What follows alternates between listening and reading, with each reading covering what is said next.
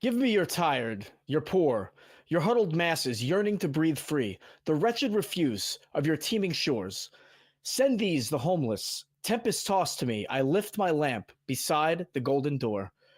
America does not still feel this way, particularly when it comes to people on the right of our political spectrum, but not always. I mean, by the way, whether it's conservative or liberals, domestic and international politics can be vastly different. In any case, I'm not sure what has changed. Most people trying to enter the United States fit Lady Liberty's criteria, and in heeding her call, are instead turned away when they arrive. Often called names, stereotypes, bigoted against, and left to the worst possible human conditions by people who come from a long line of immigrants and also share their same religious values. But is this just a statue? Sure. Gifted to us by some other country centuries ago. I mean, besides, times change, right? All right, so you've rescinded the invitation, but have you also given up on Jesus, your Messiah, who said, when you give a feast, invite the poor, the crippled, the lame, the blind, and you will be blessed because they cannot repay you? Or how about this one? Do unto others as you would have them do unto you. Give to everyone who asks you.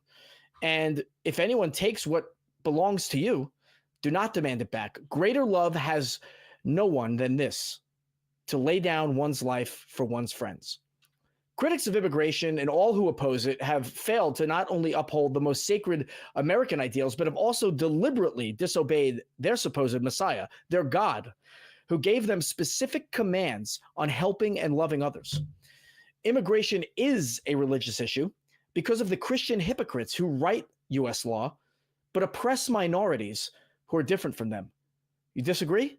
I have to hear what is on your mind. Please give us a call because the show is starting now.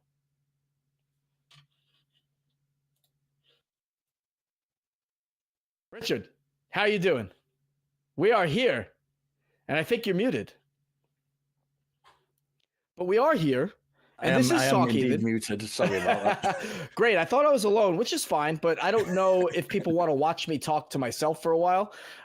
Yeah, we are Talk Heathen. This is an Atheist Community of Austin product, and we are dedicated to the separation of church and state, or religion and government, I should say, the advocacy of critical thinking, secular humanism, and we are a 501c3 nonprofit organization. So now that I've got that part out of the way, I would like to remind everybody this is a live call-in show. We do have open lines, but we also have callers waiting for us. So make sure you get in while you have a chance and call us at 512-991-9242 or from your computer at tiny.cc/callth. Richard, good to be working with you again. How are you? I am very, very well, thank you. I've just come back off last week doing the Atheist Experience, which is always great fun. The 2 times that they've asked me on there. Yeah. Okay. But, you know, this is where the actions are. Fuck the Atheist Experience. Yeah, this is the best show for the ACA. I mean, let's face it. And then when you see me on Wednesday nights doing the nonprofits, I'll say the same thing about them. So really don't listen to anything I have to say. But more importantly, just tune into all the ACA productions because we are here. Totally. We are here upholding the mission to make sure that, religion does not permeate the parts of society, the parts of the world where it does not belong. There's plenty of places, there's plenty of room, plenty of freedom for you to exercise what you believe. Just keep it out of the public sphere. That's all. And with that being said, Richard, I created or wrote an intro today based on actually a caller that Dan and Sophia got last week, who posited a question or posed a question, what do you guys think about immigration? And I think a lot of times people want to say, well, that's different. That's politics, right? And by the way, great responses from Dan and Sophia. I mean, I watched the show last week. I was incredibly impressed, but I think that there are other ways to tackle the issue of immigration, especially when you consider that immigrants, especially in the case of the United States, where it's a hot button issue, are often, most often, they're Christian. And so are the Christian lawmakers in the United States. So this tendency to watch people suffer and not help them well, it's incredibly troubling to me. It's a bit hypocritical. And I wanted to address that and maybe encourage more people to call in and say, hey, you know, this is what I think about this, and it is a religious issue, or it's not a religious issue, and here's why. And so I thought it was worth taking the time to make a show topic out of it. I know that we have a caller in the queue who's actually responding to our chat poll on the YouTube in the YouTube channel, and so we're going to get to that person. But you know, Richard, I haven't worked with you in a while, and I'm glad to see you again. You know, how are things across the pond? They are very, very good at the moment. I am a very busy person, as always, doing lots of philosophy stuff at the moment, which is good but time-consuming as well. So yeah, let's get those calls in. I'm looking forward to taking them. I'm really in the mood after being on AXP last week to get. I forgot how different the calls were over there than the ones we get. So if you want to get a bit feisty, I've still got a bit of fire left in me. If you want to get a bit feisty, let's dispense with our usual. You know, let's not dispense with compassion. Oh, that's not what I mean. But let's have some fire in our bellies this week. If you want to call, if you want to give us a good talking to, and I know some of you do, because you've left voicemail messages for me at the ACA. So if you do want to get a bit of fire in your belly, you do want to have those conversations, the phone number's right there, 512-991-9242, or use your computer browser at tiny.cc/callth, and let's have those conversations. Yeah. Richard, you always make that point that you're constantly talking to people who have things they want to say to you, but they never take the time to call. I have a new TikTok troll who decided to go on every single one of my posts that I've ever done and you know, just harass me. And I'm like, dude, what is your point, man? Like, I do a show. Holy smokes. Call me up and tell me what it is that you really need to get off your chest. Anyway, before we get to our calls, and callers, please remain on the line, I want to do the question of the week. Talk Heathen to me. Something we do every week, and then we read the top 3 responses from last week's call, or excuse me, last week's, the question we asked last week, and we're going to get to that right now. So without further ado, we asked you last week, what is a good response to Jesus loves you? And our number 3 answer goes to YY for me 133. Jesus loves you. The feeling's mutual, but by the way, he pronounces it Jesus. Okay, well, yeah, I mean, Jesus is a legitimate pronunciation. So, you know, how do you know that Jesus really loves somebody? You can't even get the guy's name right. I don't know. Richard? Yeah, absolutely. You know, and don't forget, though, that he died on our cross for all our sins. No, Christians, I put it to you that he died on the cross because he was a loudmouth rebel against the people he was living amongst, and they didn't like that. So they crucified him for that, not because he died for all of our sins. It had nothing to do with our sins because sins don't fucking exist. Yep. Not real. Not real. And, you know, actually, come and think of it, you know, that I just talked about how I have this troll that's following me on TikTok. You know, I posted a picture of me holding up a shirt that said, you know, for decades, they called me evil and sinner, and they were wrong because there's nothing wrong with me. And I'm a good person, something along those lines.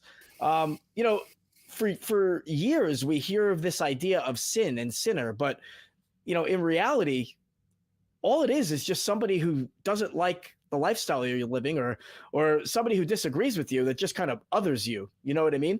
I don't know. I'm kind of digressing, but since we're on the topic of sinner, I just think it's one of those most asinine concepts when it comes to religion. You know, it had nothing to do with Jesus, and when he died, I don't even think he was talking about those things. But in any case, we have number 2, Gallagher _McAllister. Actually, the underscore is like not written out, so it's just Gallagher McAllister. Jesus loves me. Revelation 21:8 says otherwise. And so for those of you who don't know, Revelation 21:8 says, but the cowardly, the unbelieving, the vile, the murderers, the sexually immoral, those who practice magic arts, the idolaters and liars, they will be consigned to the fiery lake of burning sulfur. This is the second death. You know, Gallagher are you practicing magic? Are you sexually immoral or an idolater? Are you all these things? I don't know. Kind of sounds like you are. Richard, what do you think about Gallagher's answer? Yeah, look, Christians are constantly telling us that that God loves the sinner, but not the sin. But it doesn't seem to love the sinner that much, because they are committing the sin and getting consigned to a lake of hellfire for eternity for it. That doesn't seem tremendously like love to me. Sin is that which displeases God. So it's depending on which branch of theology you come from. That could be a changing thing. It's not necessarily something that's set in stone, if you like. But if you depending on which branch of theology you come from, that could be anything that displeases God.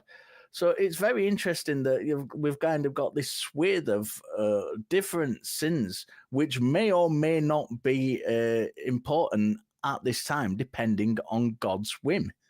If we're constantly told the Old Testament is no longer relevant because the new laws came along. However, if sin is that which displeases God, and God has shown in the past that he will slaughter whole swathes of people and take virgin girls as spoils of war for worshipping gods other than him. There are many, many people who worship gods other than him alive in the world today. Has he just changed his mind?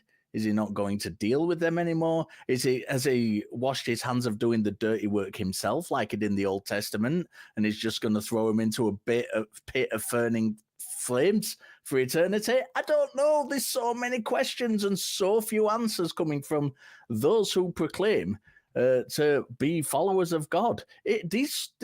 All of this stuff is very, very important to kind of get clear, to get some clarity on. It'd be nice if you had answers, and if those answers were on the same page at least, so we could kind of get some clarity on this.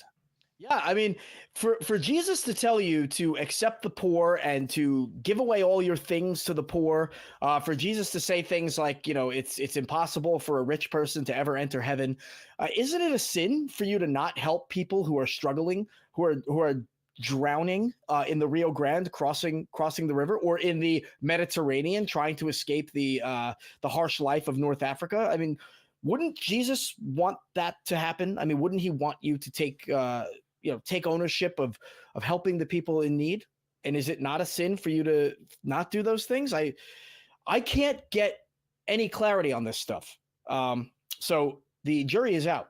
And with that, we're going to go to our number one answer from X Million, who is going to be ecstatic that he got the number one answer, I'm sure. I think X Million the last time was on said, Jimmy, every time you're on, I get on the top three. And I'll tell you what, I don't pick these. So X Million, I am not helping you in any way, but I thank you for your support. X Million's response to Jesus loves you. Really? We broke up so long ago. Please tell him I hope he can just get on with his life. I heard he moved back in with his dad. How could that have not been number one? That was perfect. Thank you, X Million. That's awesome. Thank you, everybody. Thank you to everybody who answered. Richard, any commentary for X Million? There was going to be somebody who made it about a relationship. Yeah. Well, I thought, and not to knock our patrons or our viewers who are giving their responses, but Sophia's answer last week was great. Response to Jesus loves you. She said, you mean in a gay way? I don't know. I thought that was pretty clever. I mean, that requires some clarity as well. But on that note, we have covered our top three, and we are going to get into the prompt for next week. So complete this sentence. The worst part about going to church is blank. So Richard, I have to ask you, do you have an answer for that? What is the worst part about going to church? Yeah, I've never been a Christian. I've never been to church as a believer. I have been to church many times as a guest or with people who are believers. For me, regardless of what kind of church it is, overwhelmingly, this isn't a comedy answer, this is a serious answer, it's the music. I've been to church services which have been the old kind of 18th, 19th century hymns, which are tedious. Richard, you're being nice. 12th century, nice. 11th century. I mean, that. Yeah. But they are awful. They are Yeah. awful. The kind of Church of England, the wishy-washy Church of England, where yes, the buildings about 1,000.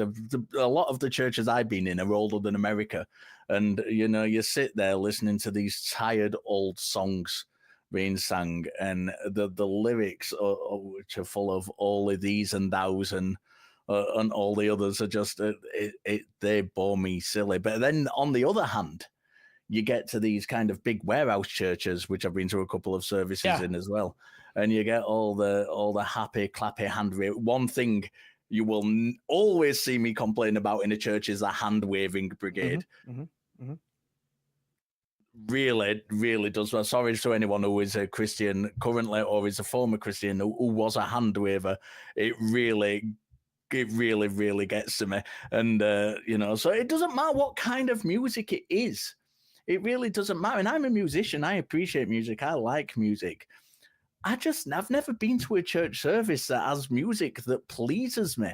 And it infuriates me. Can we have the service without the worship songs? Please, just once. It's designed to remind us how bad we are. I mean, in a nutshell, right? It all comes down to that. Nobody wants to hear that nonsense. But yeah, we see a lot of churches kind of making themselves over to fit the youth. You get these kind of Christian rock bands and different Christian rap, which I think is hilarious. But you start to see that permeate some of these services in order to relate to people. And basically, it's just a way of the church admitting that it needs to change to stay relevant. That'll never change. That'll never go away. And we've seen that for a long time. But we digress. We digress because we have to get into some calls. And Richard, thank you for your answer. That was great. I'm looking forward to seeing what people have to contribute for next week. So remember, the worst part about going to church is blank. Put that in the comments of the video, and we will read out the top 3 next week. Before we get to our callers, and by the way, people, you might want to get your calls in now because our phone lines are buzzing and filling up. But before we get to our first call, I want to go to the crew cam and say thank you to the people that make this all work. There are a few there that I like more than others, but you know who you are, but no, for real, I love being part of the ACA. I can't wait to go to the back cruise, which Richard has already said he's not coming to because he will melt as a Scottish person. It is physiologically impossible for Scottish people to go to Texas. So unfortunately you won't be there, but I saw some other great faces that I'm going to have fun mixing it up with in just 3 months time. So anyway, we are going to get to the first call and let you know what, Richard, I want you to go ahead and pick. How would you like doing the honors? Go on then. Let's. I've not read through them yet, so I don't know. I'm just going to make it easy and go with the first one I've seen. So okay. We're talking to Dylan from Alabama, who is a former fundamentalist and wants to know how he copes with the fact that his friends and family mourn him while he is alive. Dylan, you're on with Jimmy and Richard. What is going on, man? Hi, I'm so sorry I couldn't hear you there for a second. Well, that's okay. Fine. That's fine. Go ahead. Hi. Did you guys get my little prompt before? Prompt. You're a former fundamentalist. How do you cope with the fact that your friends and family mourn you while you're alive? Richard, that's what Richard just read. Is there something else? I guess that's kind of it. I'm very much surrounded by fundamentalist beliefs, Southern Baptist. You know the gist. So yeah, okay. It's. I'm going to let Jimmy lead with this one. Jimmy is a former believer himself, and has probably had some of that to deal with in his own life. So I'm going to let Jimmy take the lead on this one. All right. So Dylan, if I'm not mistaken, you're kind of maybe asking for a perspective from both Richard and I, or maybe an opinion, some advice. I want to steer clear of giving you advice per se, not like a professional counselor or anything, but I am a smart guy, I guess. I mean, they hired me to come here. They pay me a lot of money to be here. I don't know about the other hosts, but in any case, I'm here to, help the best I can. I grew up religious, and it was a shock, I think, to people when I came out and said I don't believe this anymore. I mean, I didn't make some kind of big announcement at first. I kind of just subtly started to kind of lay the hints down, and then went straight into the angry atheist phase, where I just lashed out at the world around me because I was just a pissed off young man. But that being said, in my experience, the more vocal you are about it, the more pushback you tend to get. Like people, friends, that they'll understand. Okay, they'll understand. They will give you the benefit of the doubt, and they will see the importance you play in their life. That's my opinion, because people are willing to turn their backs on their friends. For family, we don't choose our family, man. So it is okay to not get along with family if they are not supportive of you, or if they are, Thank you for not, calling. if they are not, excuse me, I got distracted by something. But anyway, if they are not, losing my train of thought here. So yeah, I mean, if your family is not supportive of you, fortunately, you control that. You don't have to be family with them anymore. You know what I mean? That's a hard thing for people to swallow. Dylan, are you still with us? I think we might have lost you. Yeah, I think Dylan lost. I think we lost Dylan. Okay, well, I'm just going to wrap up what I was saying to Dylan. I don't know if that was helpful to him, but basically what I'm trying to say is that, we can't please everybody. We have the right to believe what we want. It's going to be a hard life around people who disagree with us and that we rely on for, kind of our social allegiances, or just our everyday life. And sometimes you might have to just move on. So I don't know. Dylan, are you here? I'm here. Okay, cool. I just kind of rambled a bit. I know that you had some phone difficulty, but what do you have to say about all that right now? Okay, so fun fact, I didn't hear anything of what you said. Woo! All right. Okay, well, I can't put our viewers through that again. I barely survived that. I got a little bit distracted with the fact that we lost you, and I was trying to maintain. But let me just tell you this, man. You can't please everybody, right? There are going to be people that are worth keeping around, and people that you don't have to keep around. And it doesn't matter if they're your friend or family. And so that's kind of a decision that you have to make. How much can you take, and how much you're going to tolerate before you have to turn your back on people? I think that's my opinion. I don't know. Richard, do you have anything on that? Yeah, I think, look, it's a difficult one for me to really kind of say anything on, because I've not been a religious person. I've not lost friends and family through to it. I think the most important thing is to show them that you are still a good person. To show them that, just because you've lost your faith, you've not lost your humanity. And by being, showing that you still love them as your friends and family, showing that you're still interested in doing good things. You've not just suddenly lost your faith and therefore you're going to start running around murdering people. That's not something that you're going to do.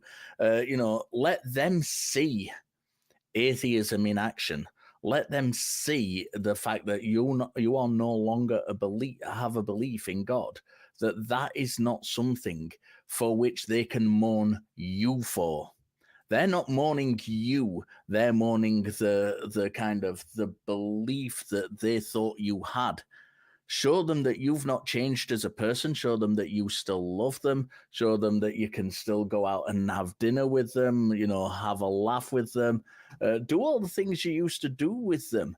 And that it's not affected you as a person and your relationship towards them. Let them know that, when they are mourning you while you're alive, they are not mourning you because you are still there. What it is specifically that belief that you once held, and show them that won't change you as a person and that you're still going to be there for them. Right. Can I interject something? Of course, yeah. I really do appreciate you answering my question and giving me the advice that I need. I am currently working on those things.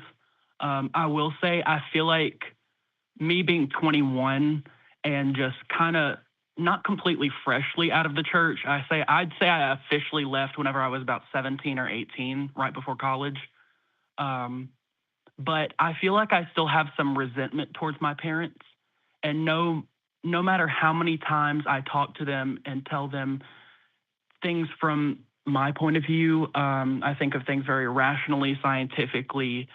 I try to maintain respect for them as my parents because they do love me and I love them.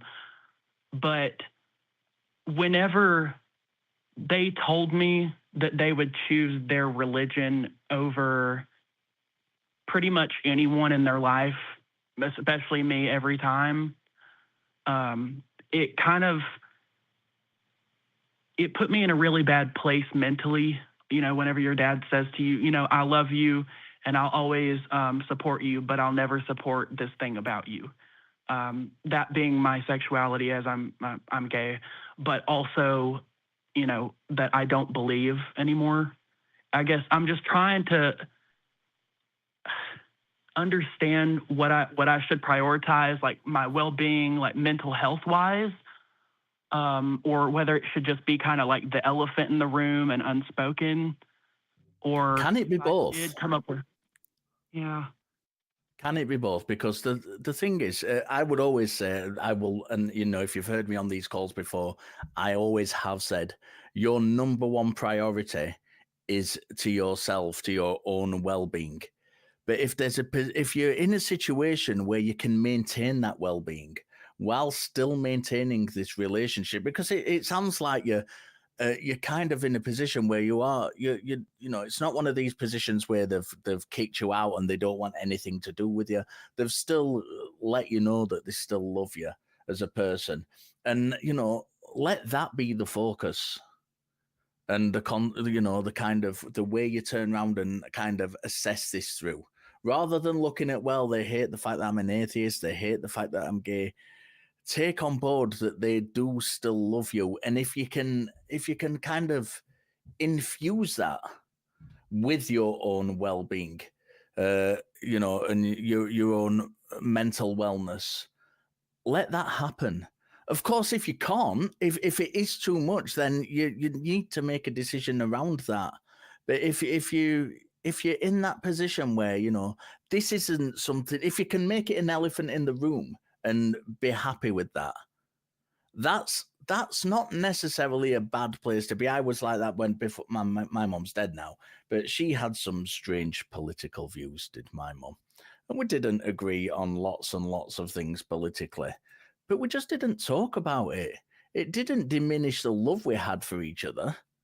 You know, we still loved each other right until she passed on, and we had a strong connection with each other. We just didn't talk about the weird shit that she believed in. And you know, if your self-care can include that elephant in the room, then there's not really any harm to having that elephant in the room. And again, I'd want to stress that if it can't, then you might need to take steps to address that. But it's not, having an elephant in the room isn't the end of the world. And I just want to let you know, Dylan, that our chat is showing lots and lots of love for you. You are really, really appreciated. That makes me feel really good and validated, actually. So, yeah, Dylan, you're fine the way you are, man. Like, there's nothing wrong with you, you know. And I echo what Richard had just said to you, but I will tell you, I've been around, you know, twice as long as you have, and so I think I'm a little bit further down the road from you. And I actually reached a point where I put my foot down, and I refuse to not be accepted for who I am anymore. You know, there's a feeling out period, I think, that people go through, and they as you develop, I mean, you're still pretty young, and as you come into who you are, you understand what's going to work for you, and you know what you're willing to tolerate, or what your relationship will be or needs to be with the people around you. And you know, it's okay to get to a point and say, this is not okay. Okay, so that is also always a possibility, and I want you to have the strength to work to that point, and stay happy and mentally healthy, if that makes sense. So with that, I think that's all I got. Dylan, any response to myself or Richard? I appreciate you guys. I guess you guys is that, I don't think that's the correct. I'm in New York, so that would actually fly. Use guys? Yeah, I mean, that's good. Wow. But so I appreciate your advice. I feel very validated. And honestly, this is the first conversation I've ever had with an actual adult that has validated my, I guess, my identity and my belief system. Or not even belief. Well, I guess lack of belief. But yeah, it feels pretty good. That's great. Dylan, look, listen, the chat's giving you lots of love. If you watch this back, there's love rings going out for you. But remember, if you're happy to have these conversations, you can always call Recovering from Religion. They are a great organization who have people who man the phones, who are happy to take your calls, and who are there to listen, and if necessary, give you advice. So, you know, if this has helped you, I would, encourage you to look up Recovering from Religion and give them a call as well, because they really, really are good. They talk to people every single day who are in your position. So, these aren't guys like me who've never been religious, who can only talk about, from my personal perspective. These are people who talk to people who are in your position all the time and are in a position to really help you through it. So I really strongly recommend that you give Recovering from Religion a call if you get the opportunity to. I'll definitely take up that offer for sure. Excellent. So are they in Austin as well, or? They're I don't know where their they have base chapters bases. everywhere. Yeah, but they're all over the world. I've just been contacted. One of them's emailed me this week, actually, who's in Britain. So yeah, they have people all over the world, but they have. We'll put a link in the show description for you if you watch this back, so you can get in touch with them and follow that link to their website and whatnot.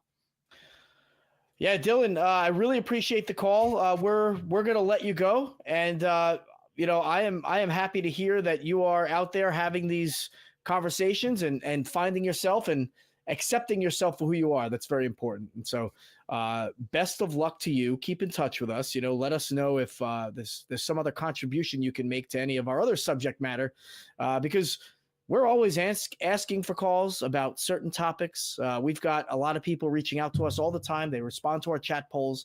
We introduced this show talking about a pretty hot button topic. And we have people who send us emails all the time. In fact, the next call I'm going to take is somebody who's followed up on an email they recently sent us and wants to talk about that. But, just a reminder, we want to hear from you in that fashion. You can email us at tv@atheist-community.org and let us know how we're doing, what you liked. If you have any questions you want to point towards us, and we can take it from there.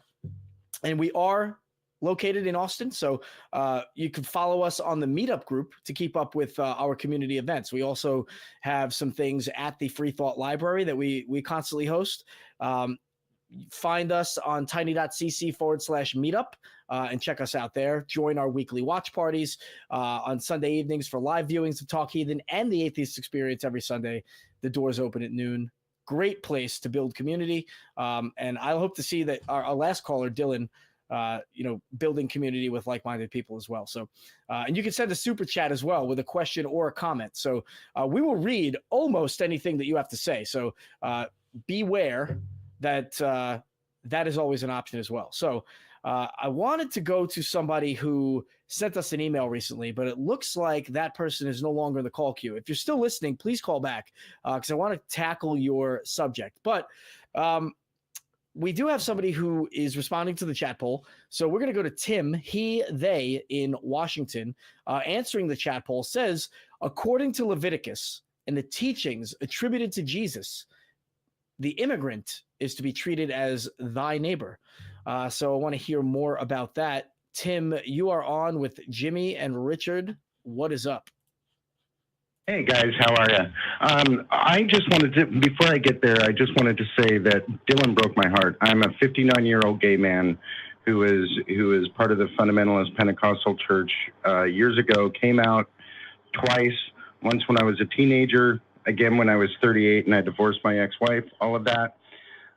I just want to let Dylan know that what he can do is find the community that will support him and love him where he's at. Usually if he's in college, there's going to be an LGBTQ plus community there for him. Just go and let them love on him, because his story just broke my heart. So I just wanted to throw that out there before I started on my diatribe. Well, yeah, I appreciate that feedback. Especially when it's matters concerning family and parents, the people who are supposed to do anything for you, right? To see that relationship can be fractured by somebody's lifestyle, not even a choice, but who they are, is really heartbreaking. I have differences with my parents, but they still love me, and I'm incredibly grateful. And I just wish that that were more common. So appreciate you sharing that, Tim. I want to get to your answer to the chat poll. Why don't you tell us what's on your mind as far as the immigration issue? Okay, so again, like I said, I was involved in the fundamentalist Pentecostal realm for almost 20 years, and I have a degree in theology. And so there are a couple of different things that relate to the chat poll, and that is Leviticus 19:34 says, "You shall treat the stranger who sojourns with you as the native among you, and you shall love him as yourself, for you were strangers in the land of Egypt. I am the Lord your God." And to go into the New Testament, because many may say, well, that was the Old Testament, and let's go to what Jesus says in Matthew 25:35, or actually the teachings that are attributed to him anyway. "For I was hungry and you gave me food. I was thirsty and you gave me drink. I was a stranger and you welcomed me." Basically saying anything that you do, that was his sermon of anything that you do to the least of my brethren, you do to me.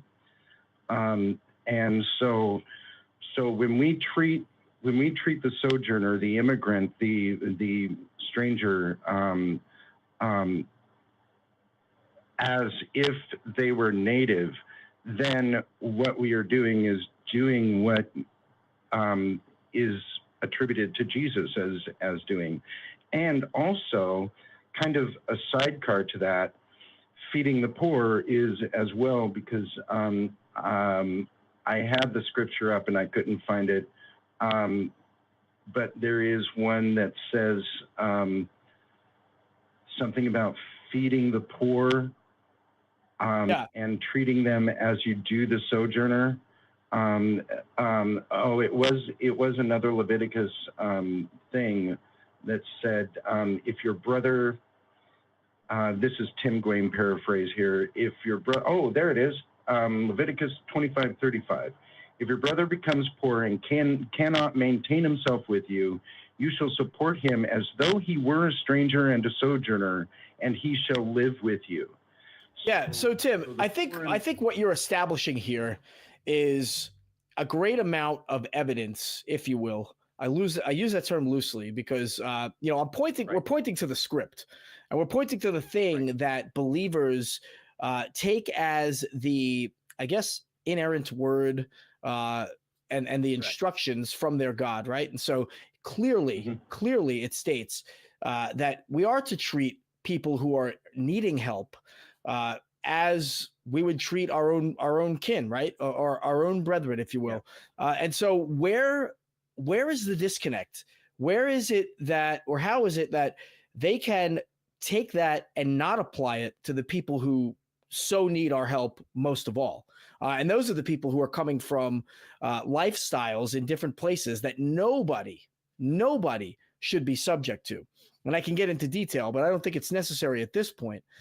There is a lot of hypocrisy when it comes to Christianity, especially being in the United States and setting policies that would make other Christians suffer horrible, horrible atrocities instead of helping them. Now, I don't know where all these callers are that were commenting from, on the question when it was posed last week, on the video that I shot on Thursday to set up for this. But basically, people brought up all kinds of things, security issues, why we should have closed borders.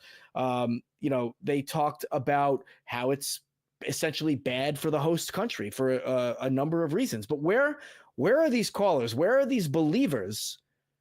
And why is it that you have three people here, myself, Richard, and Tim included, explaining your doctrine for you and pointing out the holes? Where are you, and why aren't you defending it? And so, Tim, those are my thoughts on the things that you're positing here. I want to kick it over to Richard real quick and see if Richard has anything to reflect on from this exchange so far. Yeah, I think it's pretty self-evident what you've just said, Jimmy, that, we're here. We're sat here saying, Jesus says this. Jesus, and we're not even arguing against any of this at the moment. We're just saying, yeah, this is what Jesus says. This is what the Bible reports that Jesus says.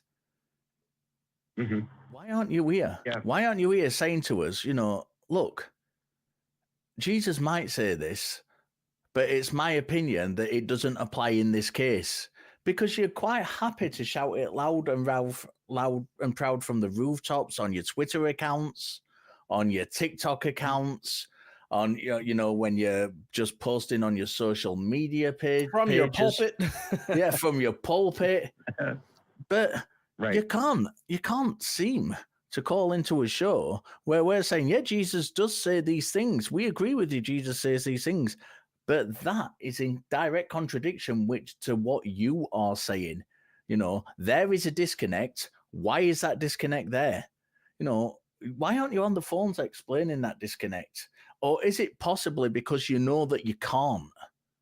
And that's why you're not calling up? Because it seems to me the more likely reason that, and I don't tend to talk to religious people about political stuff. I talk to them about theology and about, other things, logic and stuff like that all the time. I don't tend to have many political discussions as a person with religious people. But you're quite happy to make those religious statements. But when we drill down into anything, when I talk to religious people and I'm drilling down into things with them, we always get to this stage where we get to a point where they just shut up. They just leave the conversation. And that I don't mind. And now, I've made videos about this before. I don't mind that. I think when somebody leaves the conversation, it's not necessarily, I'm not one of these people who, for the most part, will go chasing people down saying, why haven't you answered this question? Why haven't you answered this question? Because I appreciate that when somebody's left the conversation, when you've had a conversation, when you've broken things down and assessed things together, sometimes people need to go away and think about it. And that's a good thing because it shows that they're listening. It really, really does show that they're listening. But when they can't even have the conversation to begin with, when it is just preaching, when they are just shouting, well, immigrants this and immigrants that and immigrants the other, and you say, hang on a minute, that's what Jesus taught. Let's have a conversation about it. And they don't even want the conversation to begin with. That shows a real problem in thinking. That right there shows a real problem in thinking. And like I say, I have no problem with having a disagreement and people going away and having to think about it. But when you won't even have the conversation to start with, what is it? Is it cowardice? Is it just the fact that you know you're wrong and you don't want to admit it because you've made these public statements? I don't know. I'm going to pass it back on over to Jimmy, but I'm very confused about it. I want to know where we're at with Tim. Tim, what do you think so far about what Richard and I have said? So far, yes, I'm right in lockstep with you. And the other thing that I wanted to mention too is that there were, I believe, 7 sanctuary cities that were set up in Leviticus as well. There were supposed to be 7. Bethel was one of them. And I know that there has been talk for decades of sanctuary cities, and some cities have bucked the system and created themselves as sanctuary cities, and that too has been fought against by believers who are supposed to believe this stuff. And I mean, I agree with this shit that's in the Bible that you know, more than they do, and I don't even believe any of that crap. I think all of it is mythical, and it's just written up stories. But Tim, you know what else is mythical? Borders. Borders are mythical. Borders are these made-up things that people treat as tangible objects that are so sacred that they can't be altered in any way. But the funny thing about the U.S. southern border is that it used to go all the way up to Oregon. It used to go beyond Colorado. In 1848, we took 525,000 square miles from Mexico. I mean, how are these people immigrating to a country that really doesn't even belong to us, if you think about it? I mean, more like that's like half of our country. Right. You know, we kind of took it from them and then called them names and stereotyped them. And it really is just it's atrocious. It's immature, stupid behavior, if I'm being frank. And the fact that you don't have the gall to stand up and defend your asinine beliefs just goes to show the level of cowardice that you walk around with. And I'm going to, you know, I agree with Richard. And, you know, I think that it's okay in an issue like this for us to be harsh. Look, I love having warm, accepting conversations. And I like being the nice guy. I've heard that I'm the nice guy in some comments, but, you know, that's not always the case. You know, this is one of those situations. Yeah, I'm sorry. Cognitive dissonance is absolutely repulsive. You've got to actually think rationally, I think. And the problem is, sorry for jumping in, but the problem is with that statement is that cognitive dissonance is exactly what it is. And you're not aware you're doing it in a lot of cases. And we are emotional creatures, and, you know, we can't, unfortunately, all be kind of Vulcan-like and suppress our emotions and suppress what we're thinking. This is why these conversations are so important, because when cognitive dissonance is happening, people often aren't aware that cognitive dissonance is happening. It's only when we have the conversation, and this is why I keep stressing that people should call in rather than just preaching in the chat and stuff. It's very important that the conversation is had, because when we can break things down and really kind of get into the nitty-gritty with things, it really shows that cognitive dissonance for what it is, and it exposes it. And then the person can start to think, and that is why it's so important. I don't think it's as simple, Tim, as just saying cognitive dissonance is a repulsive thing, because it is something which very oftentimes is beyond the control of the person who is being dissonant with their cognition. Yeah, Tim, the floor is yours. Richard and I are full of thoughts on this, but you go ahead. Yeah, sometimes it's also being purposefully obtuse as well. This is sorry, I can't meet the train. It's okay. The train track. So, give me just a second. Tim. But being purposefully obtuse. Tim, you're killing us, man. All right. Listen, are you good? Is the train gone? Purposefully obtuse is I think what I really meant, more than cognitive dissonance. Yeah, fair enough. Knowing that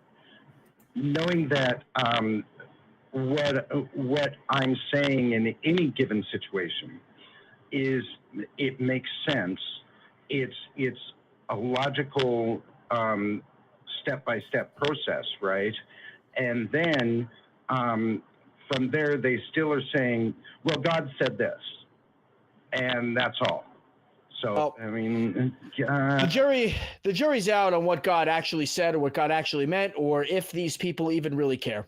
And so, you know, it's a messy subject. And I wish that we had some believers some supporters of this idea to call in and defend their faith. But unfortunately, I think it's atheists 1 and believers 0 on this one.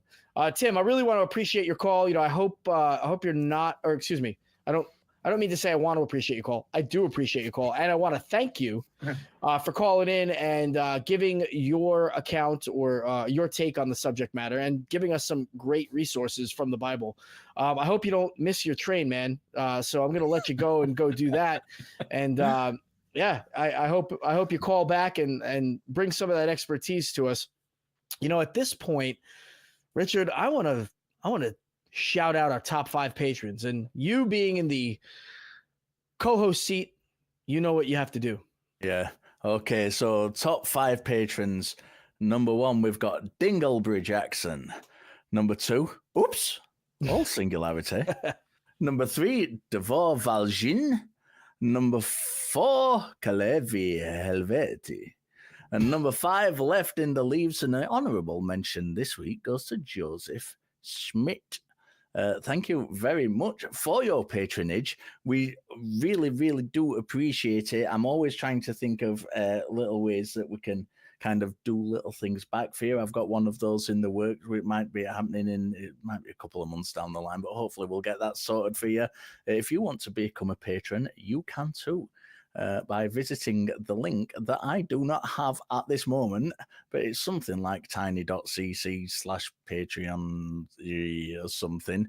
It'll be in the show description and the side chat if you don't get it from that really, really crap description I've just given you, for which I apologize. And if you can't become a patron and regularly support us, you can also send super chats, just like Miranda Rensberger did. And she sent $10, said, "Come ye weary, heavy laden, lost and ruined by the fall. If you tarry till you're better, you will never come at all." Well, Richard, what do these lyrics not make you feel all warm and fuzzy inside? I have to tell you, Miranda, I'm getting at that age that not coming at all is not really a problem anymore. I already have all the offspring I can cope with, so I'm very good with that. I love Miranda Rensberger. I absolutely love her. I hear her popping up every week, no matter what the show. We don't take live calls or super chats on the nonprofits, but I hope Miranda is watching us there too, because I know she's like a huge supporter. So shout out to Miranda. And you know what? I want to shout out somebody else too. Somebody on TikTok that I was talking to goes by the name of at Drew McFly, 2 Y's at the end. So super fly dude. But I want to give him a shout out. He watched some of my content recently and sent me a message and said, "Hey dude, I love your no nonsense approach." I appreciate that, but I'm full of fun and nonsense as well. I like to be someone that people can talk to. I don't want to be so no nonsense that I'm scaring people away, because I really do want to hear people out. So shout out to Drew McFly, and thank you to all of you callers who go out of your way, out of your comfort zone to do something that you wouldn't normally do. And that it's hard to pick up a phone and call a bunch of strangers and put your beliefs out there. I know that it's difficult. And I just want to say thank you from the bottom of my heart and congratulations to all of you who have taken that leap. And if you still think I'm no nonsense, you should go back and watch the answer I gave to our first caller today as I stammered through my own thoughts, because that was completely nonsensical. So I apologize to our viewers who had to watch me there. But I'll do better for you. I'll do better. In any case, we're going to get to another call. And, crew, I'm going to do something non-standard, if you don't mind entertaining me, except where is our guy? Okay, so I want to go with Vish in Japan, but if the crew could drop me out, I want to bring Kelly in actually for this call. I know that Kelly, after he deconverted and did some of his own kind of exploring, he landed on things like Buddhism and Hinduism and stuff like that. And so we have Vish from Japan, who is a former Hindu and has something that he wants to posit to the hosts. And so, crew, if you could just swap me for the great Kelly Laughlin, I would really appreciate it. I'm going to go ahead and bring up Vish. You are on with Kelly and Richard. Go ahead, Vish. How can we help? Oh, wait a minute. Whoops. Vish, you there? Yeah. Okay, great. Cool. How you guys doing? Very well. So you wanted to talk to us about the fact that you're a former Hindu and in religious indoctrination can cause real physical harm. The floor is yours. Take it away.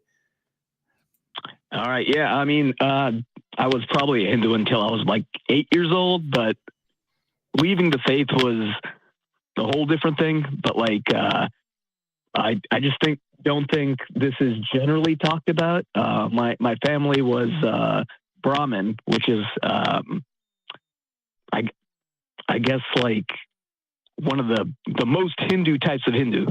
And when you're 6 years old as a man, you go through a rite of passage.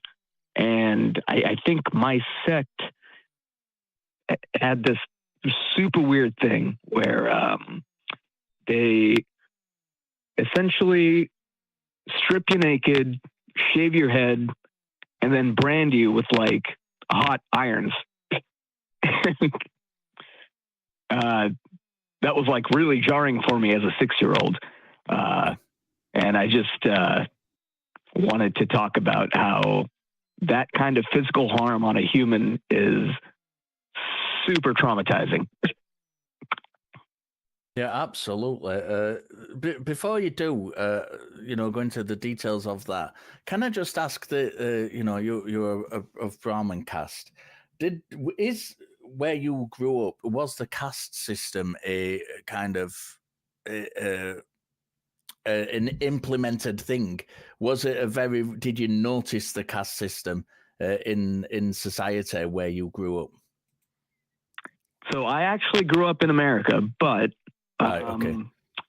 we went to India for this specific ceremony, and where we did it was in a small village where my grandma lived, and it was super obvious there. Like our neighbor was actually another kid my age, and he was from I think one of the lower castes. I think it was called Lingayetra, and that might have been the religion, not the caste. But we were like essentially like not allowed to hang out with this kid just because he was lower caste.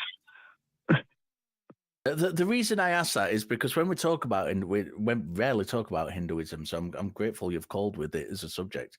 But when we talk about Hinduism on the show, we tend to get a lot of Hindu apologists in the chat after the show in the comments section saying, well, the caste system isn't really a thing anymore. So I was just interested in your take on that. But I don't want to detract from your call, so please kind of share how that religious indoctrination has caused real harm for you. Well, I think it was more. How do I say this? It made me lose trust in my parents, like that they would take me somewhere and have me stripped naked and branded with hot irons as a 6-year-old. Yeah. And that like did a real number on me. Yeah. Kelly, do you want to jump in? You kind of came out of religion and looked at Hinduism. I did. I looked at a lot of the Eastern religions, and I find that horrifying. That's totally horrifying. And as soon as you said that, I started thinking of like circumcision within some Judeo-Christian religions. And I don't get why we have to mutilate children in that way either, because that's, to me, seems horrifying, even though I don't remember when it happened to me. But it still seems like a horrifying thing. And it makes me think why religion has these very physically abusive rituals that you have to go through to become a part of that religion. And it seems to me that it's like, oh, I've got to show my faith by hurting myself so bad that it makes it appear that this is the most important thing in my life. And I don't know, I don't get that. And I'm really sorry that you had to go through that. I really am. Like, go ahead. Sorry, go ahead. No, you go ahead, please. I don't know. It's more like, it's not like I was trying to show my faith, because like you're 6 years old, you don't know anything about anything. Your parents just like take you somewhere and have this done to you while someone's holding you down. that fucks you up. How did you come out of Hinduism? Was that something you kind of went through as you grew older? Did your whole family come out of it together, or are the rest of your family still Hindu? The rest of my family are still very much Hindu. I came out of it, honestly, like that experience was one thing of many that kind of got me out of the faith. But like, because like what God would want that to happen to someone? But what actually made me an atheist, and this is going to sound really stupid, but it was when I found out that Santa Claus had the same handwriting as my mother. Yeah. You know what? That happened to me too. I figured that out as well. Hey, wait a minute. Santa Claus writes just like my mom.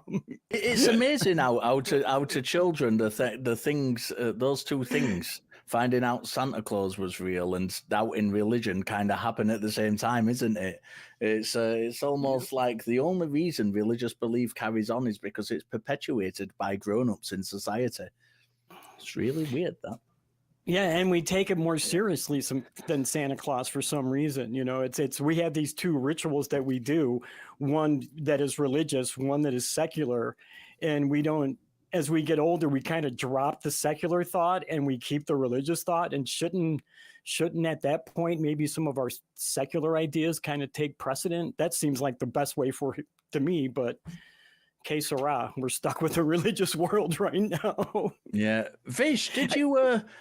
Do you still have? And I know you said you've still got family who are religious. Do you still have family who are subject to this kind of abuse that's going off? And feel free not to answer if you don't want to answer that question. You know, I think at this point, the Hindu males in my family are probably still doing this branding process, but it's generally by choice. They do it probably like 2 times a year. The last time I saw it, so I haven't been to India in about 20 years now. The last time I saw it happen was at my grandma's house, and I think I was like 11 or 12. And I was able to escape by, I saw my brother get grabbed, and they did it to him, and I jumped off the roof of the house onto the shed and into the house of my neighbor who was a lower caste, and I was like, yo, you gotta hide me. So I think it's still happening. Children probably still unwilling, but again, everyone 20 years ago when I was in India was a child, so I don't know what it's like right now. Yeah, it's really sad that, you know, religion, and it's not just Hinduism. You know, I talked extensively a few weeks ago in one of the after shows about women in Thai Buddhism who were very often done what's called in inverted comma, in air quotes, sent to Bangkok, which is usually this happens when they're the brothers in the family are going to be ordained as priests, and they have the families throw these lavish ceremonies, and they can't afford them. They can't afford these ceremonies, a lot of these poor families, but they want to be seen to be kind of doing the right thing so in these ceremonies. So they literally send the daughters away in exchange for money, so they can afford these ceremonies. It happens in a lot of religions, this kind of abuse that goes on, including in the West, by the way. We shouldn't pretend that this is not a Western thing that occurs as well. And, you know, this is one of the very, very real harms of religion. I would encourage, you you, if you know anybody who's going through these processes still, Vish, or indeed if you have a kind of trauma that you'd like to talk through, as I did earlier, to call Recovering from Religion, because they are a great organization. I said earlier on in the show, they really do take the time to listen and talk things through for people. So if that would be helpful for you, I would not hesitate to get in touch with Recovering from Religion. They're really, really good for any kind of trauma that has been suffered from people. And with that, I am going to let you go. Thank you very much for your call. I do appreciate it. And Kelly, I very much appreciate you being up here as well with me. It's always a pleasure. I appreciate it too. I wasn't expecting it, so that was great. But thanks for letting me be here, Jimmy and Richard. I will see you in the after show. Absolutely. While we wait for Jimmy just to come back, we have another super chat from some kind of Dickie. I'm sure I know that fellow from somewhere. $5, who says, great calls, great responses, but even a great show can be made better with a little dash of Kelly. Absolutely true. We've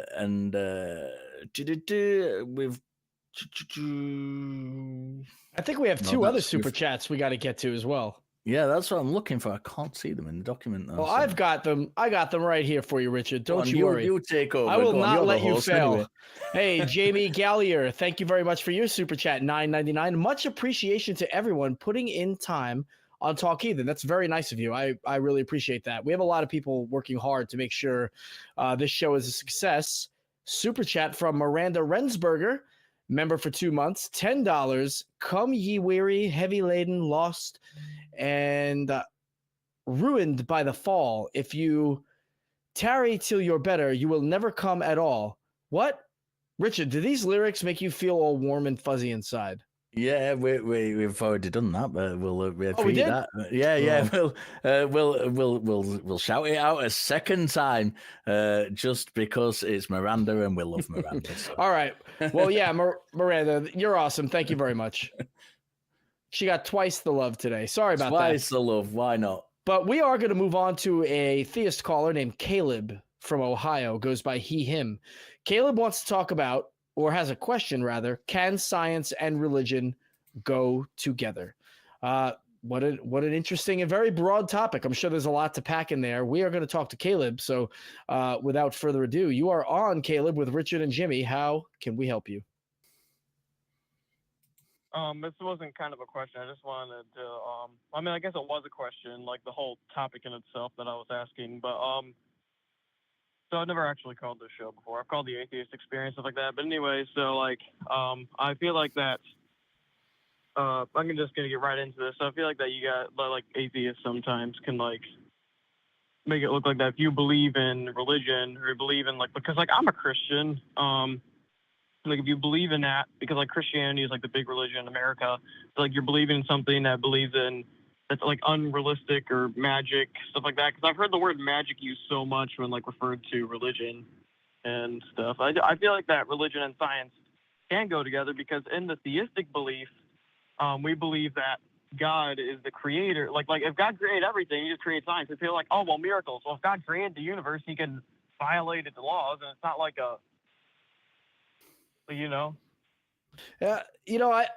I'm not sure that you really gave us like a clear explanation. So, and forgive me, I'm not trying to be harsh.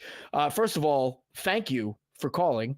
Being a theist and calling, our shows is could be a pretty big deal. So I just want to say thanks for taking that leap. Thanks for calling the Atheist Experience. But more importantly, when it comes to science and religion going together, I don't think the term magic is really like a negative term that we're using. It's breaking down the way that religion says things happen is akin to the type of magic that we might expect from a magician. There's no really good answer to describe how it happens, and quite the contrary when it comes to showing how things really work. So if you were to give me an example of maybe showing how religion and science go together and it's not just magic, maybe we can speak a little bit more pointedly on that topic. So is there something specific that we could just dive right into? Well, yeah, I think that we could go for the Bible. There's several things like the Bible. A lot of people. That is also a very big, very broad selection. You know what I mean? To just say, go ahead, but hear me out. Just saying the Bible, I think we need to whittle it down even more than that. I was about to say, like, a lot of people will say in Isaiah, I think it's like 44:22 or something like that. Like it says, a lot of people use that to say that Christians believe the earth is flat, but you can clearly tell from the context that's not being literal. But there's another area in Job that talks about cloud, like it refers to the earth as like being round, like a sphere. Okay. People back then believed that the earth was being carried by a turtle or like some large animal that could have been carrying it at that time. Job's a very old book. But well, yeah. I mean, Genesis is an even older book, apparently, perhaps. And, Genesis describes a world that is incredibly different from the way that we understand the world. So, I mean, if you want to talk about geology, you want to talk about maybe astronomy or the atmosphere of the earth, the way that we use science, because, again, science is not like a doctrine, if you will. Science is a method of explaining things. And the way that we use science to define the world that we live in is incredibly different than the way that the Bible describes the world. And so in that context, no, science, the methodology that we use to explain the world cannot go with the doctrine of Christianity. And that's where I would start there. Now, I will say this. Go ahead, Caleb. Like, what exactly are you saying? Like, I know in Genesis it talks about like creation and stuff like that, but like, is that what you're talking about? Like, what exactly is there in Genesis as like different than what we observe in the world today? Yeah, you know what? I can probably recite this by heart. Richard, you sound like you want to say. You seem like you want to say something. So, real quick, I'm going to kick it over to you. But I want to point out the dome. I want to point the two lights in the dome. I want to point out the waters separating. All that stuff. So, Richard, if you will, take it away. Yeah, no disrespect to the great Jimmy Jr., but I don't think we even need to go there because, I talk to a lot of theists, not just Christians, all the time who claim that science backs up their particular religious belief. And they will point to things as you have done, like the world is round. So what? That's not a claim being made by your religion that is demonstrating that it has scientific knowledge.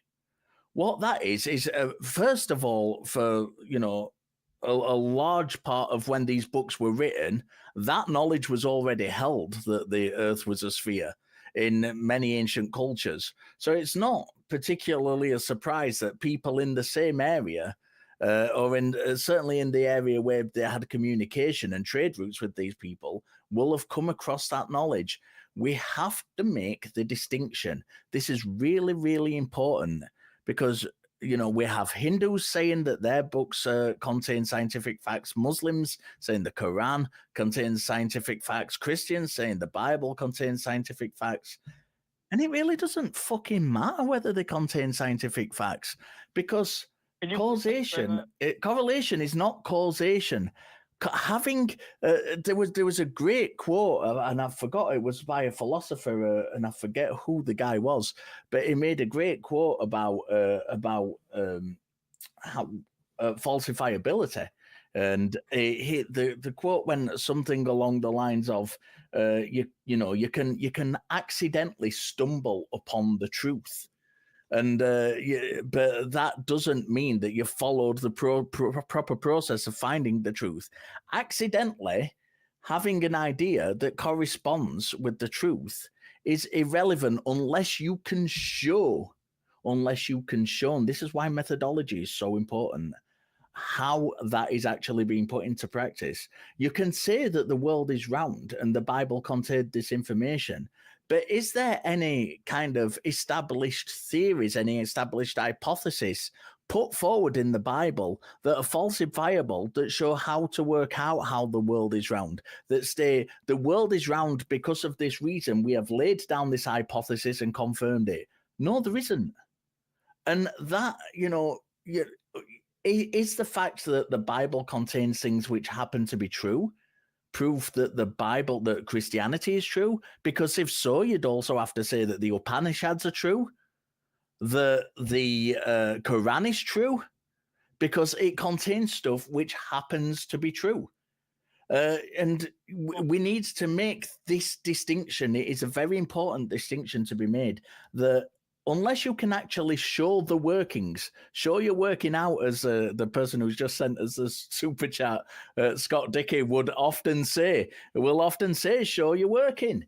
You've got to be able to show you're working out. And just by throwing out there that it contains some information which happens to be true, I'm sure many Spider-Man comics contain information about New York City, which is true. It doesn't mean Spider-Man exists in reality. So I'm going to let you respond to me, Caleb. Then I am going to let Jimmy get to what he wanted to say. I'm not going to dismiss him out of hand completely. But I've been talking for a while. I want you to respond, Caleb. I don't feel dismissed. I appreciate that, though. Caleb, go ahead. Okay, well, when I was talking about the Earth thing, when I was talking about like the Earth being round, that wasn't like my main thing. The only reason why I was saying that is because it's something that I feel like is commonly used, like not by like you guys or anything, but I've just heard before, like the reason why the Bible, like one of the reasons why like the Bible was written a while ago, and it contains things like saying the Earth is flat and stuff like that, and just contains all these different things that are so unscientific. And so the reason why I said that, I wasn't like my main evidence that I was using for the Bible, but I was just rather showing that the Bible does not go with something that is against science. And I know that like you could say like, well, in Genesis, God created people out of the ground. What do you mean? But that was because God was creating people, and if God created the universe, then there is supernatural. But anyway, right. But so that in itself, Caleb, is a big claim, because for you to say, well, God was creating people and that's how he created them, again, you need to show your work, right? And so that's where Richard was going. And so I would ask you, if there's something in the Bible that you wholeheartedly believe, then the question is, well, how is it scientifically possible? And let's try and find a way to yes, science can go along with religion, because I fail to see any circumstances where that's possible. I mean, I don't. That's a sweeping statement. I don't want to say any, but I fail to see circumstances where the work is shown, where this magic, if you will, is scientifically proven. So, what are your thoughts there? Like, are you talking about like show my work? Like when you're talking about show my work, stuff like that, are you talking about like evidences maybe? Well, Caleb, you said that God, didn't you just say that God created people out of dirt? Or I mean, are you, is that a claim? Because I heard you say, well, that's just what God was doing. Did I mishear you, or? Well, no, I was talking about in Genesis. Right. And you believe that, right? Yes, I do. Okay. I believe in Christianity. There's good reason to believe that God does exist. I believe there's good evidences out there. All right. Well, my point is, though, that if your claim is that God created people from dust, where does that comport with reality from how we understand the world? Do we see other people or other things being created from dust? And then why does religion get this special place to say, well, it's not true anywhere else, and it's not demonstrable anywhere else, but when it comes to Genesis, this is the way that it's demonstrable? And then you would have to show us, okay, how do we know that?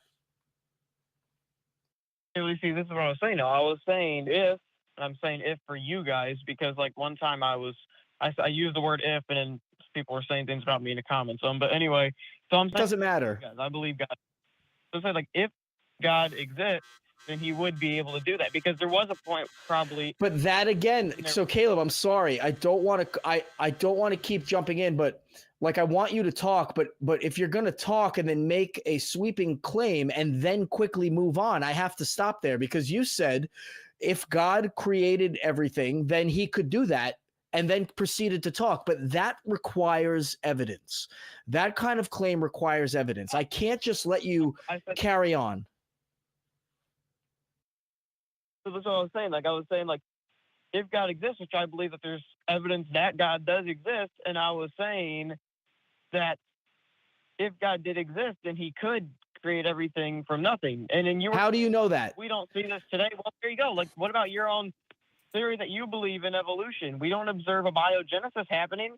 Hang on, Caleb. We've done a massive leap here from you kind of talking about science and religion being compatible to what if-ism. You know, you've just said, you've just stated at least twice that I heard you say, you know, there is evidence for God's existence. You don't present that evidence by jumping on and saying, well, what about this other thing? You know, if you've let's talk about the evidence for God's existence. Okay. Yes. Man, I was going to do this. Okay. Anyway, so evidence for God. So first off, I'm getting some of my information from "I Don't Have Enough Faith to Be an Atheist" by Frank Turek and Norman Geisler. Oh God. But anyway, is that the bar you've stooped to? Quoting Frank Turek. Go on then. Let's have it. Go on. No, hold on. Why do you say "oh" and then say God if you don't believe that there's a God, or like you don't believe there's sufficient evidence for God? Like, cause I have seen Frank Turek talk on numerous occasions, and every single one of his arguments is a straw man against atheism and people who are not religious. But give us the evidence. You've told us you've got evidence for God. Give us that evidence. Well, we know the universe isn't infinite, and so that means the universe had a beginning. And since the universe had a beginning, and there was a point when there was no natural law, that means the universe couldn't have come into existence naturally. And also, you were talking about like the Bible really quick. I just like to throw in there. Right. The Bible does say. Let me stop you there. We don't know the cosmos. That's right. Right. Okay. So when we're talking about the universe, we're talking about the local representation of the universe. When people like Frank Turek say the universe couldn't be eternal, they're not talking about the universe itself. They're talking about past time, because there are hypotheses out there that there is an eternal past. And it's that we're talking about. We're not talking about the current universe being eternal in the past. Nobody thinks that. We're talking about the cosmos as a whole that could be eternal in the past. There is nothing, absolutely nothing, that says this cannot be the case. That is not a scientific point you're making. That is not evidence you're making. That's rhetoric that's been thrown out there, which you're reading from Frank Turek and other lousy apologists such as him. So let's get with the. You have evidence for God's existence. What is that evidence? Not something is impossible, which isn't impossible, by the way. Let's talk about what the evidence is for God's existence. Well, pretty much what the argument states is that, because you see the universe, like, and you talk about like the cosmos and themselves being infinite, like the Big Bang is one of the leading theories on how the universe could have been created. And the Big Bang states, and we see from expanding, that the universe was put in a very, very small space, and this was said to be where time began and stuff like that. And so we know there's a beginning. We also know there couldn't have been infinite, because the second law of thermodynamics, which says that if something's infinite, it requires an infinite amount of energy to run that, like your car runs out of No, because we have an infinite amount of energy. That is what the singularity from basically the singularity from which the universe came is where all known physics breaks down. What we have, as far back as we can go, we know that there was a state of infinite density and temperature which started expanding. So we have that infinite energy contained there. That is where it's contained. It is possible. So you can't just hand wave it away, because it is there. It is contained in that singularity. Well, that energy, even that energy ends up running. Like, haven't you heard the cosmic rebound theory? I mean, I don't believe the cosmic rebound theory, but like that even states that like there was a Big Bang, but then it could have collapsed back in on itself, and then there'll be another one. Yeah, these are different hypotheses. We're not talking about the different cosmological hypotheses. We're talking about evidence for God. That's right. That's right. And Caleb, you haven't really given us that. You're kind of jumping around. And what I think you were getting at, and correct me if I'm wrong, was that there had to be a beginning, therefore God was at the beginning. Is that where you're going? Sort of, but not like that. I was going to give other things for it. All right. Well, but I mean, if that's the end goal, okay, if that's the conclusion you're going to land on, that the universe had to have a beginning, and therefore I believe in God because of that beginning. How do we know that God is responsible? Go ahead.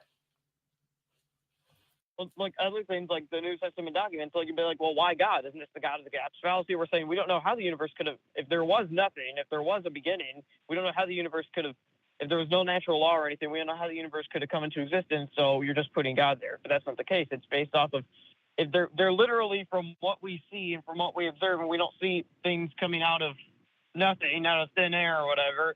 Nobody thinks, nobody has said, nobody thinks, no atheist that I know of, no cosmologist thinks that the universe came from an absolute nothing. This is not a thing. This is another one of Turek's strawman arguments that he throws out there. Stop reading Frank Turek because he's doing you no favors in these arguments. Why do you think that we think that the universe comes from nothing? I didn't say you thought it came from nothing. I'm just saying that if it had a beginning, then it's logical that there was a starting point. To think that there was a starting point. Yes, we know there was a starting point. It was the expansion of the universe. We know that occurred. And why is that equated to God? Why is the starting point? Why is the universe having a beginning the same as God starting the universe?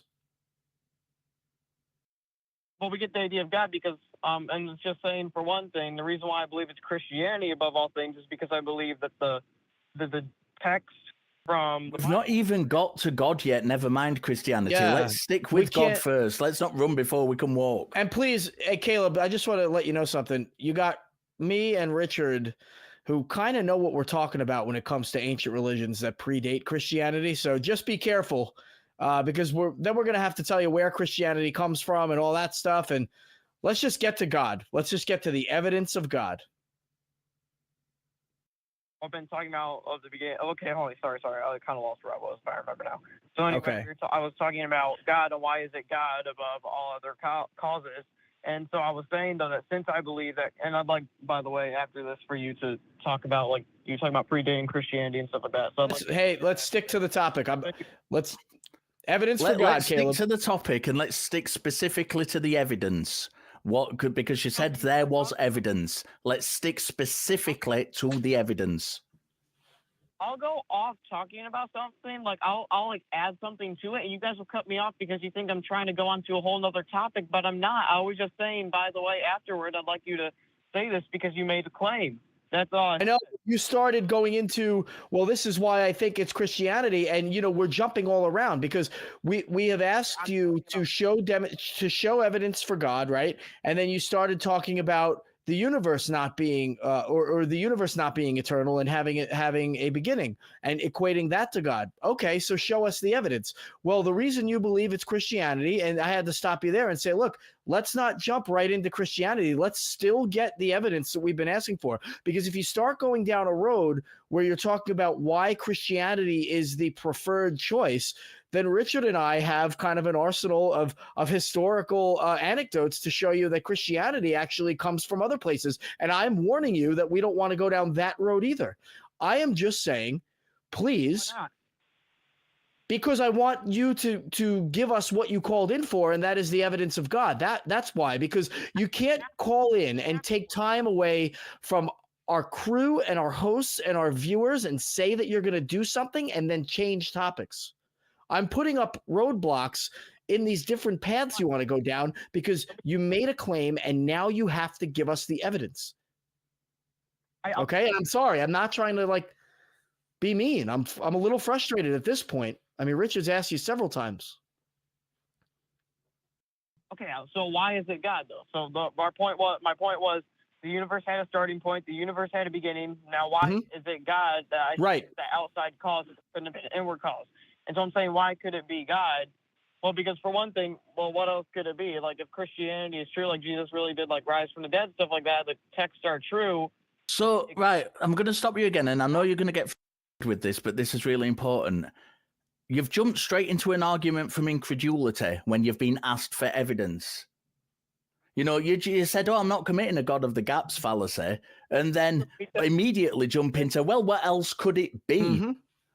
I can tell you exactly what else it could be. It could be a necessary being which has no intelligence. And that, for what we appears to be the case, is what appears to be the case at the moment. We're given the evidence that we have. So why are you telling me that it is something that has intelligence over something that doesn't? Okay, so you see what I'm trying to do here, and like when you've like cut me off, said I was changing subjects and stuff like that, is I'm trying to make this connect. What I'm saying is that the universe had a beginning, it had a starting point. I'm saying there couldn't have been an inward cause. Now, I know you guys probably don't believe that, but I'm just saying I think that there could have been an outward cause. And then now I'm saying that if the New Testament is true and Jesus really did do these miraculous things and miracles are... I don't give a shit about the New Testament. I give a shit about the evidence and for the claim that you're making. Because all you're doing by saying, if Jesus this, if the New Testament this, is adding extra layers to your claim. So we've got this one claim you've made that there's evidence that God created the universe and that God exists. Let's stick with that, because it is not helpful adding other layers on top of that. What I'm saying is that what's our evidence that it could have been God, or that it could have been God? And I'm saying it's the Bible, and it's like, okay, well, how do you know the Bible is true? That's what I'm trying to go into. But that's not evidence that God exists. That's the claim that God exists. What is the evidence that God exists? Let's stop. What is your definition of evidence? My definition of evidence, I guess evidence would be something that, like if there's evidence at a crime scene or something, it's like something of, like the past or whatever that we're... Do you think an evidence of a crime scene is suitable for demonstrating whether something exists or not? Because when you've got a crime scene, you already know that a certain number of factors already exist, and you're trying to find the culprit, which exists. We already know that thing exists. So is cumulative evidence in the case of a crime scene suitable for demonstrating that something exists? Okay, well, I was looking right here. Like, I even looked up what the definition of evidence is. It's indicating whether a belief or proposition... There are different definitions of evidence, sir. This is why I'm asking you. There are different definitions of evidence depending on what the claim is that's been made. You can have things like cumulative evidence. You can have things like deductive evidence. It depends what the claim is. If I was wanting to find the culprit to a crime, I'd say that we have cumulative evidence. We take all the factors that we can find and we look at what they are. If we're having evidence for something existing, that has to demonstrate. It can't just suggest that this might be the case on a series of probability, because that doesn't demonstrate that the thing exists. It has to be something which clearly and distinctly, to use philosophical language, demonstrates that to be the case. So it's not sufficient just to say we have this cumulative evidence that points to this thing, because if we can do that with miracle claims in the Bible, we can say, well, miracles occurred in the Bible. For what miracle? Well, Jesus appeared to change water into wine. Well, we've got several different cases of other candidate explanations which are more likely than someone actually turning water into wine and that coming from God. We've got much more likely, things there which are likely to be the case.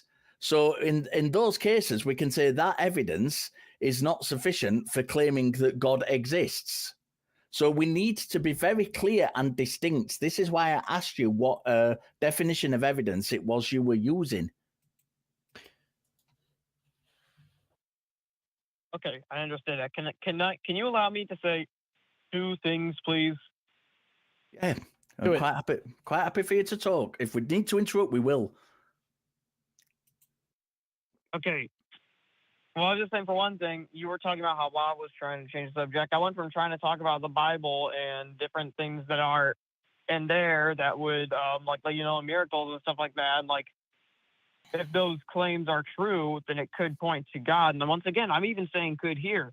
And then now we're talking about what the definition of evidence is. So I'm not the one who's trying to change the subject. I'm not trying to change the subject. I'm trying to clarify the subject. Do you understand why I'm trying to clarify this? If I say to you, right, let me put this in a very black and white way to demonstrate what it is I mean. If I say to you, I am going to take a car to America by driving it to America, from Britain, you would say that is not possible because a car cannot go from Britain to America by being driven. There's no road systems, cars can't swim or fly. However, if I said I'm going to take a form of transport to America, then this is perfectly plausible. So it's very important when we're saying I have evidence to be very, very clear on what your definition of evidence is, because depending on what definition you are using could change the outcome of the claim completely. This is why it's so very important. We're not attacking you. We're Richard, trying to work with you. I wanna highlight the last thing that he said, and maybe we can find ourselves on the way to some evidence. So, Caleb, you said if the New Testament is true, then God could be real, right? Or something along those lines. So then my question would be, how do we know the New Testament is true? And there is where you have an opportunity to lay out evidence, okay? So let's say for the New Testament to be true, Jesus would have had to risen from the dead, okay? What's your evidence for Jesus rising from the dead? Okay, well, first of all, I'd like to mention that the resurrection is probably one of the most important parts of that, and so that's it's the cornerstone, the foundation of Christianity. So I already just said that, so now you don't need to say it again. All you need to do is just answer my question, please. How do you know that it's true?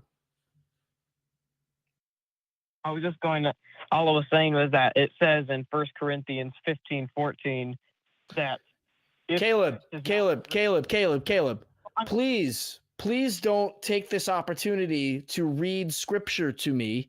Please tell me, because the scripture is the same thing as the claim that Jesus rose from the dead. The whole thing is the claim. I'm taking one piece of the claim and asking you for the evidence, okay? Something that demonstrates it to be true. And I'm asking for that. So to read me another part of the claim, it's not sufficient evidence, okay? I need you to tell me, this is how I know Jesus' resurrection took place. Okay.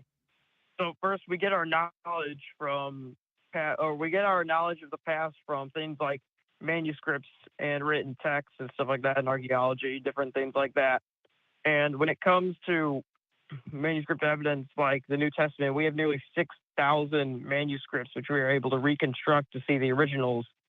And so we have a lot of written documentation, and we have a lot of certain things like when it comes to the resurrection, people are like, oh, well, they could have been lying. It's like, oh, they could have been lying, but they weren't even, or at least from what they had written down, they weren't even expecting the resurrection. And so it's like, how do you explain that? Yeah, well, that's not true either. And we're getting way off topic. I mean, we're getting way off topic. We just need you. You said you could provide evidence, right? You said you had a reason to believe that God was real and Christianity was true. And this is absolutely, we have 7 other callers on the line. Like, we're going to try and get to all of our callers. We're going to do a really quick roulette after that. So for all of our callers that are listening in, we are going to get to you, even if it's quick, but this is the last time that we can do this, Caleb, and I will invite you to call back, but I need you right now to just tell us what's your evidence. Gonna say what I just now said. I was reading something off of because I kind of got lost in what I was saying. Sorry. But anyway, so what I was saying is that manuscripts and written text are how we get a lot of our like archaeology. It's where we get a lot of our information. It's like we learn. So do you want to jump in? What makes the New Testament documents any different from other documents in history? They were copied from, so they were copied from those ideas. Many ideas in the Bible were copied from religions that came way before them. Okay, especially the Old Testament. So what's that? Did you defend that? I could defend it. I could defend it. I could defend the fact that multiple religions had a father figure and a son that was born to defend or protect the people that worshipped them. Okay, we have the Carthaginians that did that. Okay, we have different groups in the Greek religions that did that. There are religions all over the place. We know, Richard mentioned earlier, about people who used trade routes and who interacted with each other, cultures that interacted, that borrowed things from each other. Heck, we could look to languages now, right, and tell where different societies interacted and how they borrowed different pieces of those languages, different thoughts from those religions, and they're all kind of intertwined. That is a subject for like a different conversation, and I can defend that, right? And you know, the little bit of information I've just given you should be enough, should be sufficient for you to know, or for you to be able to understand that Christianity is not unique. Christianity is not at all unique, and all you need to do is give us some evidence to show us how unique it is. And you haven't done that the whole call, right? So I didn't want to come in and jump in and start getting like, you know, passionate or whatever and start kind of ripping you apart. But look, we don't have time for this. And so I'm gonna end up letting you go. I mean, Richard, do you have one last thought for him? Caleb, I want you to call back next time I'm on the show. And I'm going to try and kind of find out when that is very, very quickly now. So just bear with me. And while I'm doing that, I'm going to talk to you. And I'm going to say, because I want to talk to you specifically about the resurrection claim. I really, really do. The next time I'm on is the 12th of next month. The 12th of next month. Please give us a call then. Because I want to talk to you about this resurrection claim. Please do me a favor as well and call in early. You know, we talked about this at the top of the show, and we've got in a position now where we can't give the callers the amount of time that they deserve because everybody's called in at the last minute again. Call the show early. Let's get you the time you deserve. Caleb, I want to have this conversation with you. Please, please, please call in the next time I'm on. And let's talk specifically from the outset about the resurrection, please. And I will look forward to that. In the meantime, I'm going to let you go because we do have callers to get to.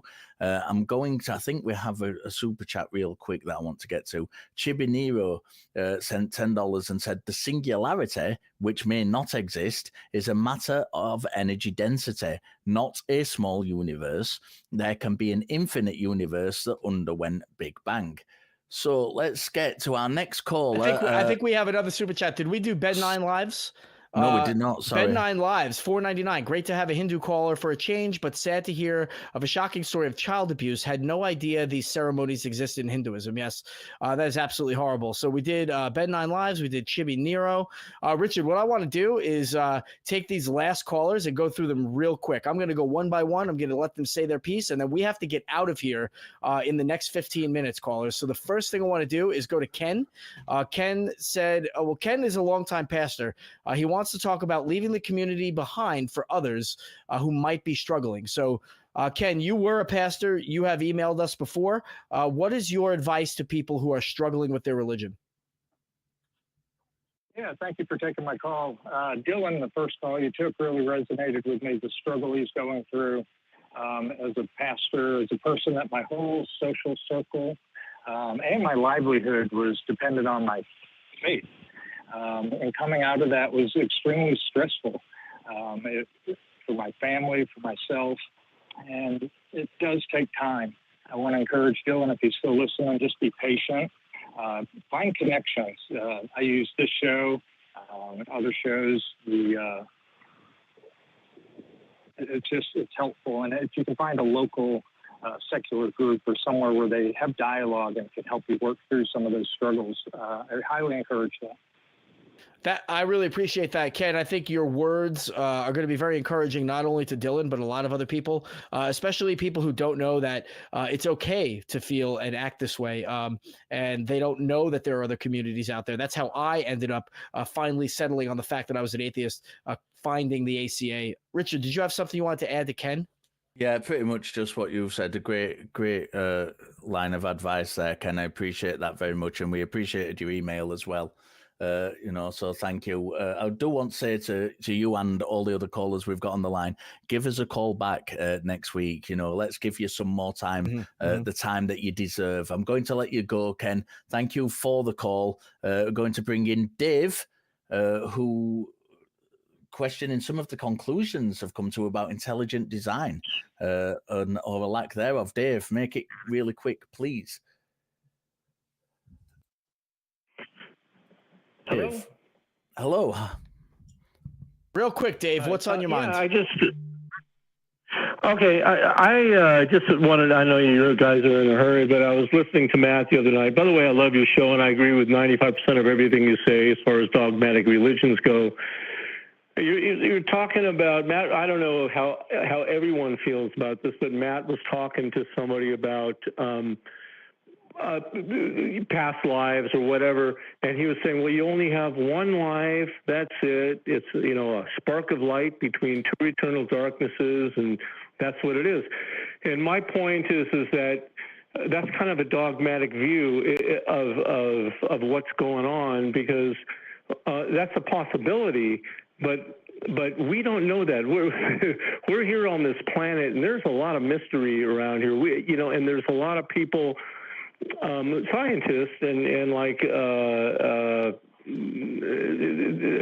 don't know if you're aware of like the IANC International Studies and Near-Death Studies and Bruce Grayson, University of Virginia, and there's a lot of really sincere people working on what the hell happens after you fucking die. Yeah, but Dave, I want to stop you. I'm going to jump in. Sorry, Jimmy, I really need to get this in. We are short of time. Dave, again, please call back. Let's have this conversation in more detail.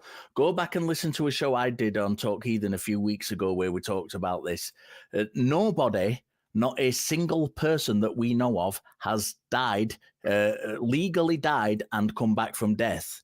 What we have, when we die, we go through stages of dying, and in every case, every single case where a near-death experience has been recorded, it is when that process has not finished and that person has been revived. Nobody has ever come back from legal death. And in the 2 or 3 cases where it was initially thought that they had, it was found that the clinician had made a mistake and they'd actually declared them dead when they weren't. So this is really, really important. This deserves a longer conversation. Go give us a call back, but go back a few weeks. I'm not sure what show it was on where I had this conversation and we went into a lot of detail about it. And on that, I just want to input real quick. There might be people working on what happens. There might be people studying it, but the only thing that we know right now is this is all we got. So leave that there. All right, so let's jump to Matthew real quick. Matthew from South Carolina, can you ever really deconvert? Matthew, I am so sorry that you waited almost the whole show and didn't really get on. So can you ever really deconvert? Without jumping into that and trying to answer that, it really does deserve a lot of time. And you have given us an hour or an hour and a half of your time, and we haven't gotten to you. So I am going to be on again on May 19th, and I would be happy to talk to you about this. But in short, I think that you can really deconvert. But getting rid of every single thing that was instilled in you as a youth, and turning a blind eye to every aspect of your society and your culture and your family traditions, probably not possible. But still, in your own mind, in your own existence, you don't have to be the thing that you were told you were, and you can still live a life alongside other believers and not believe what they believe. So if you're feeling guilt for any of the things that you're going through, I think that recovering from religion, we've mentioned it a few times, is a good avenue to go down. And what I want you to do is call back May 19th, call early, let the call screener know that Jimmy told you to call, and I will put you on, and we will give you a little bit more time, because I think there's other people that want to talk to you as well. All right, okay, Matthew, again, I'm so sorry, but I'm going to let you go, and I hope you have a wonderful Sunday. Great. And then we are going to go to last one, Joseph in India. What do you got? Joseph. Oh, yeah. All right. So, Joseph, you want to understand, how can we overcome the fear of hell? How do we help people overcome the fear of hell? Well, it's not something that happens very easily or very quickly in some cases, or in many cases, rather. There's a certain level of indoctrination that goes on. But being accepting, in my opinion, of people, hearing them out, and kind of pointing at the things that just don't make sense about these beliefs without being overly critical or harsh is one way of doing that. But again, I would want you to call back at a different show. Call back next week. Doesn't matter who it is. They will take your call. So, Richard, do you have anything on that? Very quickly, if we're talking about, this is the way I usually address the question. I don't know which religion it is you're talking about. If we're talking about the Christian religion, there are 4 words for hell used in the Bible. That is Sheol, Hades, Tartarus, and Gehenna. And they all originally had meanings other than the Christian hell. They're the best way to go and start researching if you want to find out what hell initially meant, what those words meant, what the concepts of hell originally were. And spoiler, they were nothing like mainstream Christianity believes in now. I want to say to all of those callers who we've just shot through, I am so sorry that we haven't given you the time we deserve. I cannot stress this enough, and I will say this week after week. Please call the show early. It is the only way. I know the last caller there was waiting for a while before he got on, but it is the only way you're going to get onto the show and have a quality conversation. So, the volume of calls we've had today has been massive. And when everybody's starting to call at the hour mark and an hour and a half show, it makes it really difficult. I implore all of you who have called, every single person, because there was some great conversations to be had there. Please call us back. Please give us a call back.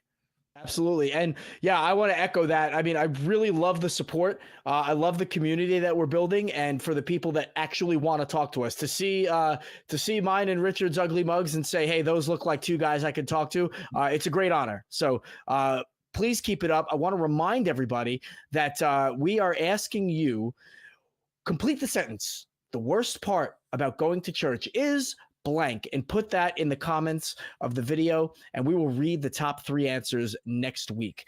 And so with that is going to wrap up our show. It was a long one today, but some good conversations that were happening. And, Caleb, if you're listening, I really enjoyed talking to you, but we need to kind of move it along next time. In the end, I just want to say, if you don't believe that this is your community, and we appreciate you being here, and if you are a believer, we don't hate you. We're just not convinced. We'll see you next time.